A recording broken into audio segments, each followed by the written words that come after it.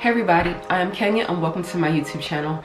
So today I want to talk about affordable housing and why there may not be affordable housing in your neighborhood. And so when I speak about affordable housing, I'm not talking about Section 8 or public housing. Those are different. When I'm talking about affordable housing, I am specifically talking about tax credit properties, okay? And so I did ask TikTok, you know, when they hear the words affordable housing, like what do they think?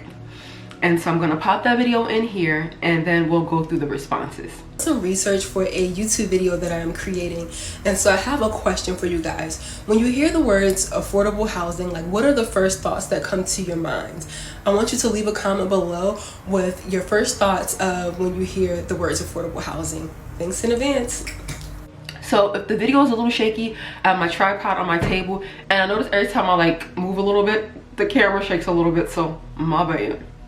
Okay, so someone said they are concerned about their property value going down, hoping that they get good neighbors, okay?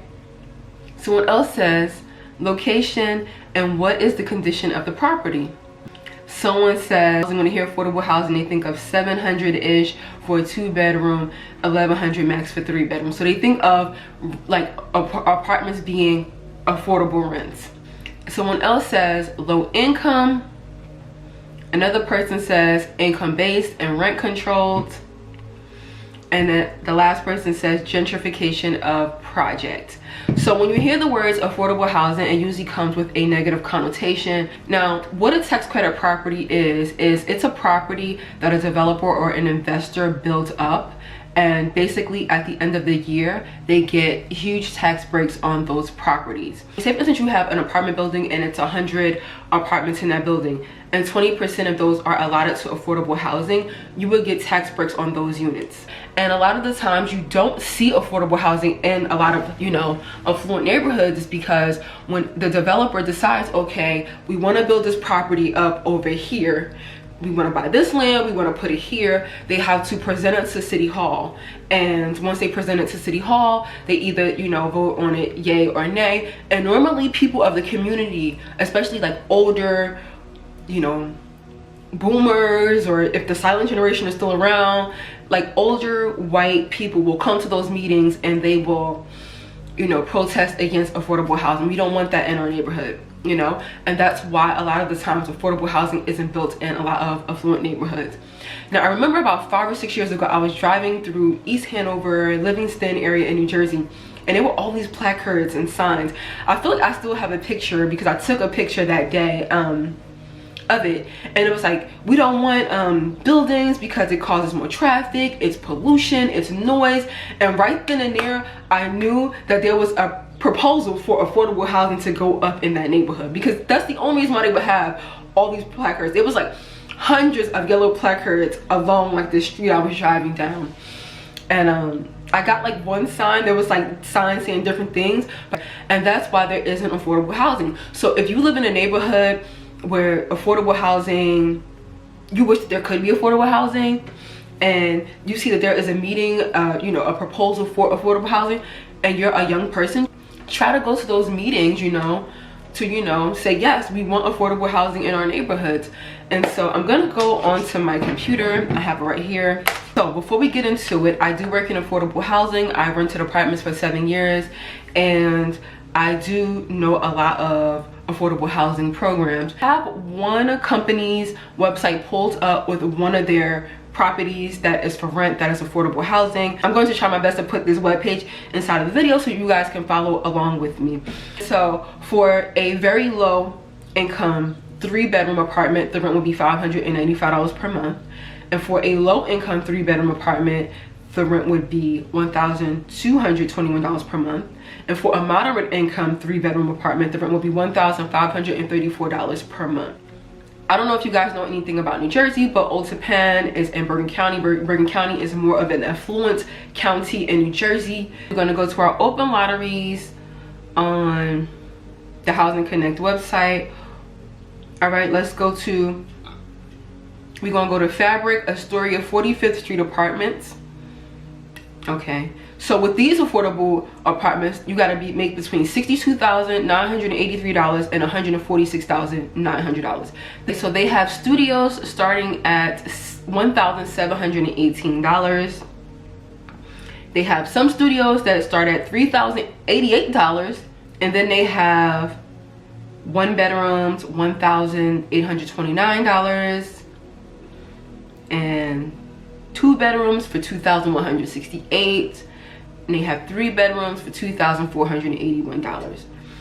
So that is the Fabric Astoria 45th Street Apartments in Queens, New York. So it's affordable housing, but you have the minimum salary is $62,983, and so you have to be smart to get up and go to work to earn that money. You get what I'm saying? And we check to make sure we check to verify that that income is legit and to see where it's coming from.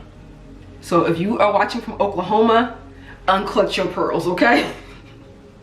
Another one, we got 60 Cedar Street Apartments in Brooklyn, New York. The eligible income is $106,000, $458 up to $198,250. And now if you go down, you'll quickly see like the prices for the units. They're in the $3,000 ranges. Let's see if I could find something that's cheaper.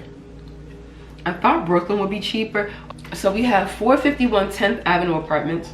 The eligible income is $29,075 up to $183,000, right? You got studios that start as low as $848, and they go all the way up until 2 bedrooms for $3,473, depending on your income.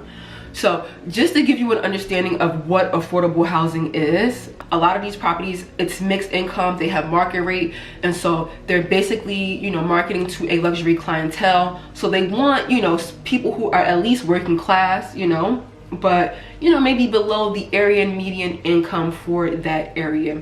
And so within these affordable units, you still have to show proof of income. Once people understand affordable housing more, the negative connotation of what affordable housing is would be less. And I feel like we need more of it. And I'm a realtor, and maybe I'll pop in a video of an apartment I saw last week, a 2-bedroom, 2-bathroom apartment. It was $5,000, 5 bands.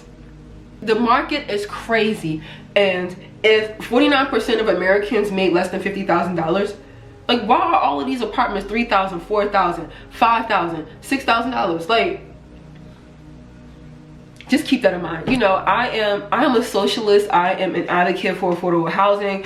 I'm always going to, you know, be an advocate for people, especially working class people, because the high rent rates, inflation, grocery prices being high, everybody being priced out, it affects working class people. Because if you're just living, you know, if you just have welfare benefits, Section 8, you're not really not affected by it, because either way the government is going to cover you. But if you are a working class person, you are the one that is feeling all of these expenses and changes.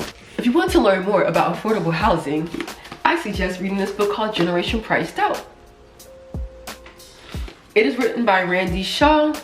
So with that being said, I will see you guys in my next YouTube video. Oh yeah, and I can't forget, today is tax day, April 15th. It's tax day. I hope that you submitted your taxes, and if you haven't, file an extension so that you do not get in trouble. And there's this misconception that you have until April 15th to pay your taxes. No, they do give you time to pay it. You can pay it quarterly. So make sure that you get your taxes done, okay? But yeah, bye y'all.